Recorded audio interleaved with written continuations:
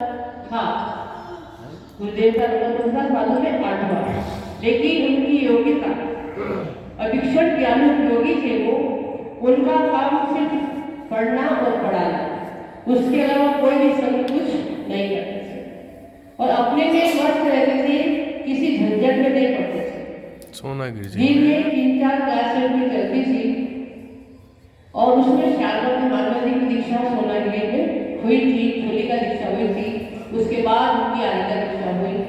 फिर सब वहां से विवाह करते करते वापिस गिरनार पर्वत पर आते हैं और उनका चतुर्मास होता है 1984 का।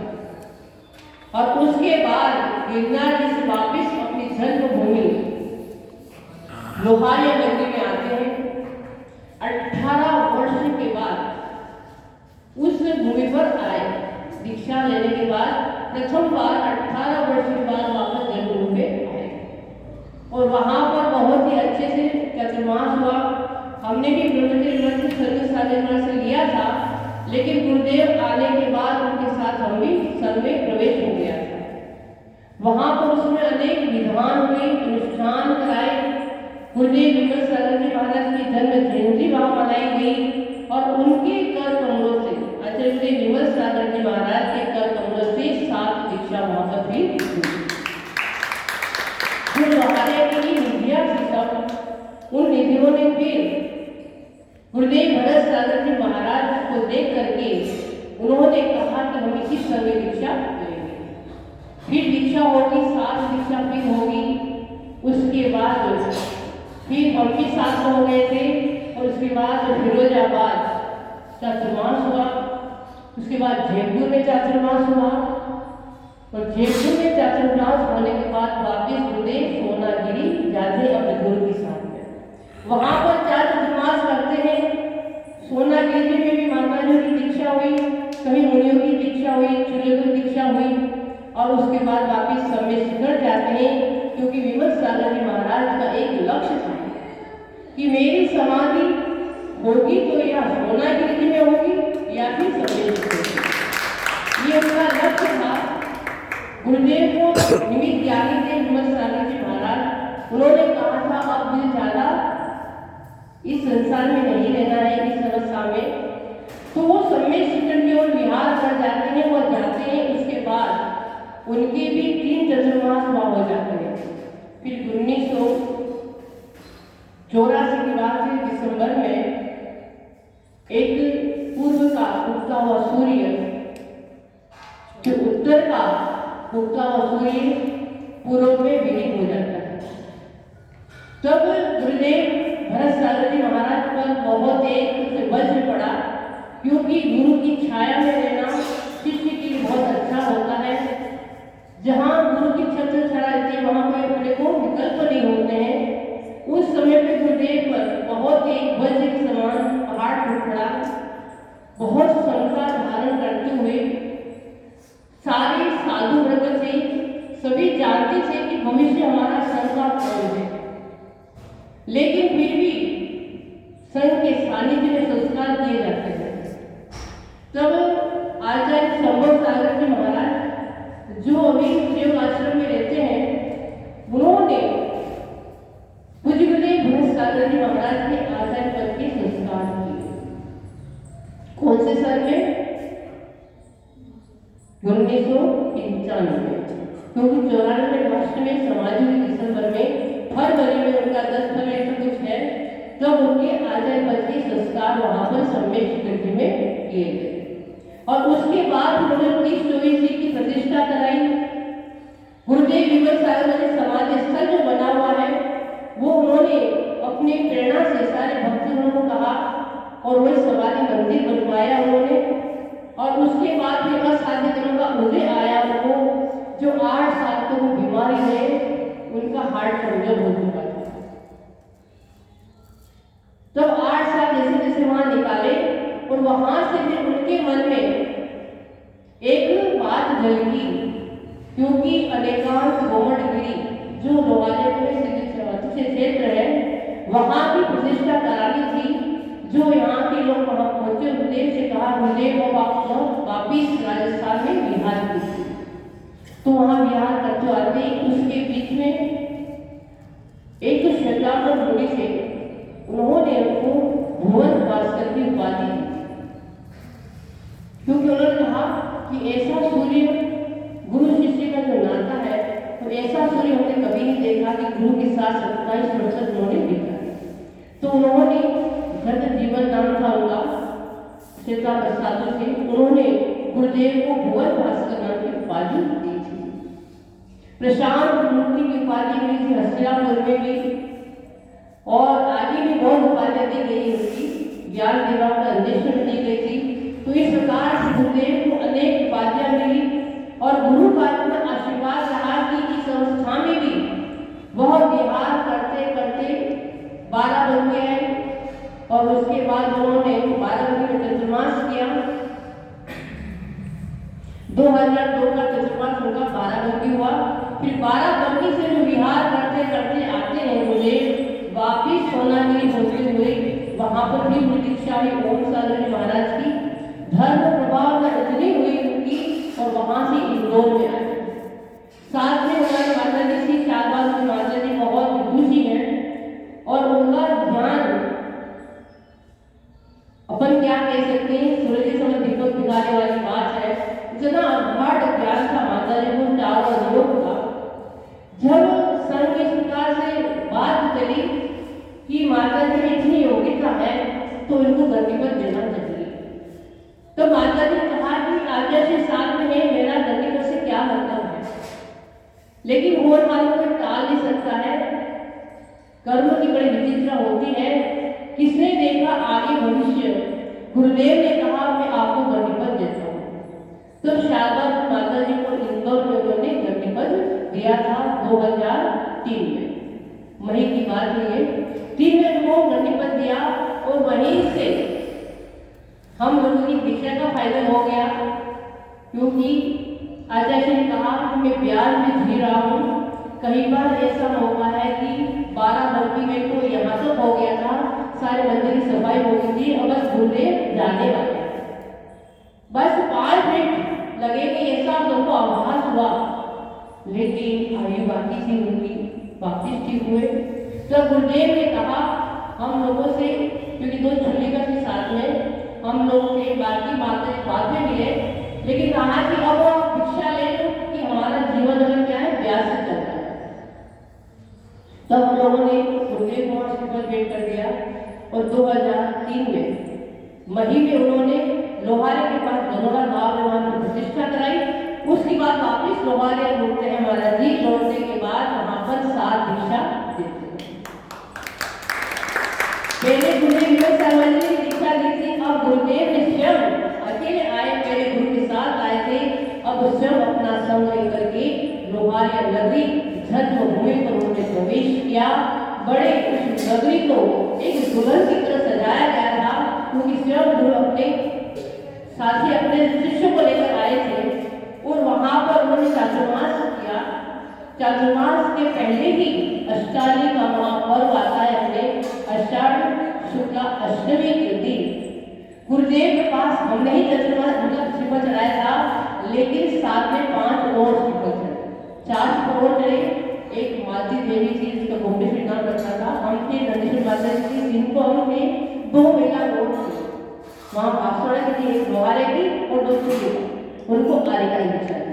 इस प्रकार से 7 दीक्षा वहाँ पर, और 2 दीदियों को उन्होंने ब्रह्मचर्य व्रत दिया। हमारी दीक्षा के समय करुणा दीदी जो नंदी माता जी की बहन है, उसने आजीवन ब्रह्मचर्य व्रत लिया, और उसके बाद जो अपने सर में दीदी रहती है उसने भी ब्रह्मचर्य व्रत लिया। नाग पंचमी के दिन उन्होंने ब्रह्मचर्य व्रत लिया। दोनों दीदी संगस्त हो गई हमारी, और पूरा संघ बहुत वापिस करीब 24 बीसी हो गई। जब गुरुदेव लोहारे में आए थे तो मुश्किल से 10-11 बीसी थी, लेकिन उसके बाद सब बढ़ता गया उनका, और करीब 24 बीसी उनकी हो गई। और उसके बाद उन्होंने भी वहां चतुर्मास किया, 2004 का, वहां पे बहुत मनोकामना हुई, वहां पे भी दीक्षा हुई, और उसके बाद फिर चतुर्मास बांसवाड़ा में किया। 2005 का और अंतिम चतुर्मास उनका अड़िंदा में हुआ। हम नहीं जानते थे कि अंतिम चतुर्मास होगा गुरुदेव का, क्योंकि स्वास्थ्य उनका ठीक होने लगा था, वापिस ठीक थे। लेकिन अचानक जब अड़िंदा जाने की बात हुई तो उनका चतुर्मास उदयपुर में होने वाला था। जब उदयपुर में चतुर्मास होने वाला था, सब लोगों ने श्रीफल चढ़ाए, लेकिन गुरुदेव जिस जगह पे रुके थे वहां चतुर्मास की बात चली उदयपुर में, लेकिन वहां समाधि स्थल नहीं थी। गुरुदेव ने उदयपुर से कहा कि आपके उदयपुर में समाधि स्थल नहीं है, एक ही जगह से जितने साधु होते जहाँ शमशान घाट है उसी के पास एक चबूतरा बना रखा है, और उसी चबूतरे में जितने साधु उदयपुर में समाधि होती है उसी चबूतरे पर की जाती है। किसी कोई समाधि स्थल कोई छतरी की बनी है, इसलिए यहाँ पर चतुर्मास नहीं होगा। सोच लीजिए गुरु की कितनी बड़ी बात बता दी। सब जानते थे कि मेरी हो जाएगी, कहाँ क्या होगा, आचार्य की उनको खुद को अनुभव हुआ, ऐसा आभास हुआ तो गुरुदेव ने उदयपुर के लिए मना कर दिया और उदयपुर से जब रवाना हो गया। फिर अड़िंदा 5 लाख क्षेत्र है, वहाँ पर बहुत प्रसिद्ध क्षेत्र है, वहाँ पर पंचावनी का बहुत बड़ा मंदिर बना हुआ है। वहाँ पर जाते कुंथु सागर जी महाराज का आदेश हो गया कि भरत सागर जी महाराज आप कहीं नहीं जाओगे, अड़िंदा में चातुर्मास करो। और चातुर्मास के लिए जब वहाँ बात हुई, अड़िंदा में प्रवेश का उस दिन शनि और अमावस्या थे। हम लोगों ने सबने कहा महाराज जी शनि अमावस्या को प्रवेश नहीं करना है, क्योंकि स्थिर होता है और अपन को विहार करना है वापिस। तो महाराज हमसे कहते हैं बेटा शनि अमावस्या बहुत ही उत्कृष्ट है कि सबके लिए। हम बात को नहीं समझ पाए गुरुदेव की। हमने कहा गुरुदेव इस प्रकार से क्यों आप बात करें तो बहुत अच्छा रहेगा। गुरु के सामने ज्यादा प्रश्न हम नहीं करते थे, जो उन्होंने कह दिया बस उसी बात को सुनकर के शांत हो जाते। वहां प्रवेश हुआ, चातुर्मास में हुआ, लेकिन उस चातुर्मास में गुरुदेव पर उपसर्ग आए, नाना प्रकार के उपसर्ग भी आए, वो सब सहे थे। और ठीक वहां पर चातुर्मास पूर्ण होने वाला था, दीपावली के 8 दिन पहले वहां पर सिद्ध चक्रवाह निधान कराने का वहां की कमेटी ने निर्णय लिया कि गुरुदेव ने यहाँ चतुर्मास किया है तो पर क्या करें, अष्टालिका बनाए। गुरुदेव ने कहा विधान कराना है पहले करा दो। क्या कहा, अष्टालिका में कोई गारंटी नहीं है, हम विहार भी कर सकते हैं। अब उनका कौन सा विहार तो वही जाने क्या। फिर उन्होंने कहा नहीं अष्टालिका नहीं, तो पहले नवरात्रि में ही उन्होंने क्या किया, सहस्त्र नाम विधान करा दिया। साथ में पद्मावती विधान अन्य लोग करते थे जो करते, लेकिन गुरुदेव ने सहस्त्र नाम का विधान पूर्ण कराया। और दीपावली के दिन पास आए, लड्डू चढ़ाने का समय आया, सारे संघ पूरा वहाँ विराजमान था और संघ के सानिध्य में लड्डू चढ़ा। गुरुदेव ने कहा आज लड्डू बड़े अच्छे से चढ़ाना है सबको। उनकी शक्ति नहीं थी कि वो उतने बड़े मतलब वहाँ बढ़ना हुआ माइन भगवान का पहाड़ बना हुआ है उसमें जाने के लिए मना कि आप नहीं जा सकते। उन्होंने कहा मुझे पहाड़ पे ही चढ़ना है, नहीं माने। वहां पर लड्डू चढ़ाया उन्होंने, सब जगह लड्डू चढ़ाए। और संघ के चेतकाल में जब लड्डू चढ़ रहा था सभी लोगों को हाथ लगवाने को बोला, लेकिन उस दिन महाराज ने एक ही शब्द बोला, जो दिगंबर होगा वही इस लड्डू को हाथ लगाएगा, बाकी कोई नहीं। हम आश्चर्य करने लगे गुरुदेव ऐसा क्यों बोल रहे हैं, हमेशा ऐसा होता है, ऐसा क्यों हो रहा है। लेकिन उनकी विशुद्धि इतनी बढ़ती गई तो लड्डू किसी को और किसी को नहीं लगाए, मात्र दिगंबर संत जो के साथ में उन्होंने लड्डू को हाथ लगाया कि शुद्धिपूर्ण तुम्हारा लड्डू चढ़ेगा। ठीक दीपावली के पहले 2 दिन पहले धनतेरस जब आती है तो धनतेरस के दिन उन्होंने साधना की। 14 के दिन प्रातः फिर उन्होंने कहा आज ध्यान सूत्राणी की स्वाध्याय होगी। किसकी? ध्यान सूत्राणी उन्होंने पढ़ाई लास्ट में। ध्यान सूत्राणी की स्वाध्याय होगी। उसके पहले हम लोग ठीक 4-4 बजे गुरुदेव के पास सारे साधु पहुंच जाते थे। आचार्य में ध्यान में मग्न थे। एक ब्रह्मचारी जी आए तो उन्होंने चरण छू लिया, महाराज जी का ध्यान थोड़ा बढ़ गया तो उनको कहा है ऐसे ये दिया। लेकिन जैसे बोला फिर उन्होंने माफी मांग ली, अरे मैंने तुमको क्या नहीं दिया।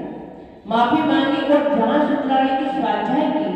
स्वाध्याय के अंदर उन्होंने एक शब्द बोला कि देखो, ठीक 11:35 11:30 पे जिसकी समाधि होती है वो उत्कृष्ट होती है। प्रकरण के प्रकरण ऐसा निकल कर गया, हमको क्या मालूम बोले क्या क्या कह रहे हैं। पढ़ाने के पीछे सब समझ लेते कि अभिजीत पुरुष होता है क्या 11 और 12:15 वहां का जो समय होता है वो हमेशा अभिजीत मुहूर्त गिना जाता है। और उन्होंने कहा कि अभिजीत मुहूर्त में जो समाधि होती है वो सबसे बड़ी उत्कृष्ट समाधि होती है। वो बात होगी। और दूसरे दिन जब लड्डू चढ़ाया गया, लड्डू चढ़ाने के बाद आहार चर्या के बाद निकले तो पहले उनका कमंडल दूसरा पकड़ के जाता था, लेकिन मुझे गुरुदेव ने कहा कि आज मेरा कोई कमंडल नहीं लेगा, मैं सिर्फ अपनी चर्या करके जाऊंगा, उनके आगे किसकी चलेगी। ठीक है महाराज जी, जो आपकी आज्ञा। और उन्हें स्वयं ने सभी साधु को बिठाया वहां पर और वहां पर निष्ठापन किया आहार का। और आहार चले के लिए महाराज स्वयं आहार के लिए अपना कमंडल लेकर गए। वहां पर बांसवाड़ा से लोग आए थे चौका लेकर के, उनके घर वहां पर कल्याण हुआ उनका। सभी ने कह दिया कि आचार्य साहब में कोई भी आ करके नहीं जाएगा। ठीक, सभी साधु निकले। आचार्य के सामने बैठे हुए उधर बड़गान होता गया। जब हमारा नंबर आया तो आचार्य ने कहा क्या पड़गा के लाओ। तो उन लोगों ने कहा महाराज जी आज कोशिश कर रखी, कोई नहीं आएगा साथ में। मैं कह रहा हूँ ना। तो आचार्य की आज्ञा से वो लोग प्रदान के लिए हमारा प्रदान हुआ, साथ में हम भी वहां बैठे आहार के लिए। आचार्य ने अच्छे से आहार लिया। वो कभी भी मीठा लेते थे, थोड़ा बहुत लेते थे, उनको भी मीठा सूट नहीं होता था, तो थोड़ा बहुत लेते थे। लड्डू बनाए थे बूंदी के। उन्हें श्रावकों की भक्ति देखो, श्रावक का महाराज आज तो कैसे भी करके हम आपको लड्डू थोड़ा देंगे ही देंगे। आज तो दीपावली है, निर्वाण महोत्सव है। आचार्य का मैं लास्ट में हूँ। ठीक है, आहार हो गया। हम भी पास में बैठे थे, आहार कर रहे थे। आचार्य को अंतिम में जब लड्डू देने के बाद वापिस आई, क्योंकि श्रावक बोलेंगे क्या, उन्होंने कहा आचार्य लड्डू थोड़ा सा ले लीजिए। आचार्य ने लड्डू लिया और उस लड्डू को आगे से ऊपर लेके जो इतना बचा था वो इशारा किया माता जी को दे। हमारे पास तो लड्डू आया, हमने कहा हम तो मीठा लास्ट में देते हैं, महाराज जी इशारा किया नहीं ले लो। हमने पूरा आज्ञा होगी ले। और आहार होने के बाद हम तो बस आहार किया और आचार्य से वहां से निकले, स्वयं गए, सोच क्रिया के गए, वापिस आए। हम भी आकर के आ गए, साधु सब भी आए थे, सब बैठे हुए थे इधर प्रत्यय पाठ करने के लिए कि आहार का त्याग करके भी अपने अपने कमरे में जाएंगे। इतने में हम पहुंचते हैं। आचार्य से क्या करते हैं, पार्टी में बाहर बैठ जाते हैं। हमेशा उनका आहार होने के बाद डॉक्टर ने कहा था कि आपको कम से कम 20 मिनट आधा घंटा रेस्ट करना है, उसके बाद आप प्रत्याख्यान करोगे। तो हमेशा करते थे, लेकिन उस दिन उन्होंने क्या पार्टी करके बैठ गए बाहर। तो हमने जाके उन्होंने को टोक दिया, मैंने महाराज जी आज लड्डू खा के आए हैं क्या, इसलिए रेस्ट नहीं करना है क्या आपको, आज बाहर आके क्यों बैठ गया। तो उन्होंने कहा माता जी बहुत रेस्ट किया है मैंने, और आज तो सभी साधु के साथ बैठूंगा। और इन्हें एक शब्द यही बोला कि साधु के जो सत्य साधु कौन सोने देगा। महाराज जी ऐसे क्यों कह रहा, तो रेस्ट करो अपना। बोले नहीं माता जी आज आप रेस्ट बोले था। मुझे क्या मालूम था कि गुरुदेव प्रकार से कहते हैं अभी प्रत्याख्यान का आधा घंटा बाकी था। हमने सोचा गुरुदेव की आज्ञा हुई है, तो पास ही कमरा था, हम जाके थोड़ा लेट गए। इतने में 10-15 मिनट हुए, हमको भी सेल नहीं पड़ी, लेकिन हमने कहा कि अब गुरुदेव के पास जाकर बाकी प्रत्याख्यान होके आए, बाहर आए, सारे साधु बैठे हुए थे। गुरुदेव ने भी अपनी चौकी लगाई, बैठे वहां पर, और सबको कहा कि अब आहार का सब त्याग कीजिए, भक्ति बोल दीजिए। तो सिद्ध भक्ति और योगी भक्ति आहार के त्याग के लिए बोली जाती है। सब लोगों ने बोलने की बात हुई। तो उस समय में करीब 4-5 साल वैसे के लोग किताब लेके नहीं गए थे, क्योंकि हमको मुझसे याद थी। भक्ति आदि कभी पुस्तक नहीं लाते थे, तो 2-4 माता जी थी याद करके हम पुस्तक नहीं ले गए थे। गुरुदेव ने कहा कि आज पुस्तक ले क्यों नहीं आया आपको। गुरुदेव वो जैसे ही कर लेते, हमको क्या मालूम, बोले नहीं समझे क्या। तो मेरी पुस्तक गुरुदेव वही बड़ी लगी थी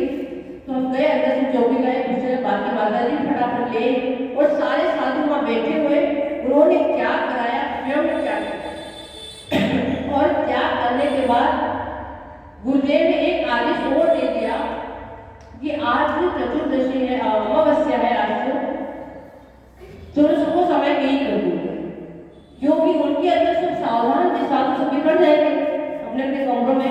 तो उन्होंने आज्ञा दे दी, आज सबको सामायिक हमारे पास करेंगे। हम सब आश्चर्य में लगे, ये सब क्यों कह रहे हमारा सामायिक करने के लिए, सब अपने अपने कमरे में जाएंगे, 14 भी नहीं है, क्या बात है। लेकिन गुरु आज्ञा के साथ किसी की क्यों बोलेंगे, अपन गुरु आज्ञा ठीक है। सबके पास इन्होंने किताब इसलिए मंगवाई थी कि सब सामायिक नहीं करेंगे, और सब बैठे हुए हैं। और उन्होंने कहा कि मैं पहले दिग्वंदना करता हूँ सामायिक की, पूर्व दिशा की दिग्वंदना करता हूँ, आप लोग मेरे साथ साथ करो। गुरुदेव ने सिर्फ पूर्व दिशा की दिग्वंदना के लिए पढ़ा, और जैसे ही दिग्वंदना के लिए हम लोग भी नमोकार मंत्र पढ़ रहे सब साधु अपने नमोकार मंत्र बड़ी मुश्किल से 3 या 4 बार हमें नमोकार मंत्र हुआ होगा। गुरुदेव का इतना ही हुआ था, होते होते वही चौकी पे ढल गए। जैसे उन्होंने सिर अपना चौकी पे रख दिया, हम सब साधु एकदम से घबरा गए, क्या हो गया। हम भागे उनके पास, क्योंकि सब में सब वृद्ध साधु थे, कोई इतना समझदार नहीं था। हम थे तो नंदुश्री माता जी हमारे साथ उनको बुलाया, अपने माता जी आओ फटाफट, और वहां पर अपने ब्रह्मचारी को आवाज लगवाई सबको। जैसे गुरुदेव का सिर नीचे हो गया, आपने पूछा क्या था, तो महाराज से बिल्कुल एकदम मैंने ये क्या हो गया। फिर हमको थोड़ा डाउट था हार्ट का, उनका साथ होने का कि हार्ट का हो सकता है था। तो हमने कहा गुरुदेव को थोड़ा लेटर दीजिए, रिटायर और जोर जोर से बहुत मालिश की उनको, लेकिन कुछ नहीं मिला। उसके बाद मालिश करने के बाद डॉक्टर को बुलाया गया, मैं उनको बुलाया और डॉक्टर आया हमारे पास और आके कहने माता जी एक उपाय हो सकता है। मैंने क्या बताइए, बोले अब एक इंजेक्शन लगाएंगे गुरुदेव को ठीक हो जाए। मैंने कहा आपकी गारंटी है क्या, बताओ, क्योंकि गारंटी ना हो गुरुदेव की आज इतनी 38 साल की उनकी जो साधना है, उस साधना में हम बाधक नहीं बनेंगे, उनके भाग्य का वो होगा हमारे भगवान। लेकिन हम इनको कभी भी इस प्रकार से नहीं करने देंगे। आपको विश्वास है क्या, वो हमारी परीक्षा करने के लिए आए कि माता जी क्या बोलती है। अगर कहती माता जी अपन कर देंगे, डॉक्टर इतना उनको पूछता है, हमने कहा देखो 100% आप गारंटी देते हो तुम आगे बढ़ेंगे, नहीं तो नहीं। उनका चेहरा उछल गया। मैंने कहा आप कुछ नहीं बोल पा रहे, आप हट जाइए। उनको हटाया, फिर गुरुदेव के पास गए। फिर डॉक्टर ने कहा कि हम वापिस मेरे से पंपिंग करते हैं, मैंने ले दिए। अंदर के आधे घंटे तक पंपिंग हुई, लेकिन कोई साथ नहीं निकला। फिर ठीक उन्होंने कहा था कि 11 और 12:15 बजे के बीच में अभिजित मूत्र होता है, उसमें जिसकी समाधि होती है उत्कृष्ट समाधि होती है। और उन्होंने 11:35 अपना दे दिया। सारे संकेत उन्होंने अपने पहले से बता दिए थे, लेकिन हम लोग अज्ञानी अनाड़ी थे, हम उनकी बात समझ नहीं पा रहे थे, क्योंकि हमें की बात गुरुदेव का अचानक ऐसा हो जाएगा, बात ठीक था उनका चल रहा था। इसलिए तो फिर अमावस्या के दिन ही उन्होंने अपना लड्डू कर दिया पूरा याद बरसा पा रहा था।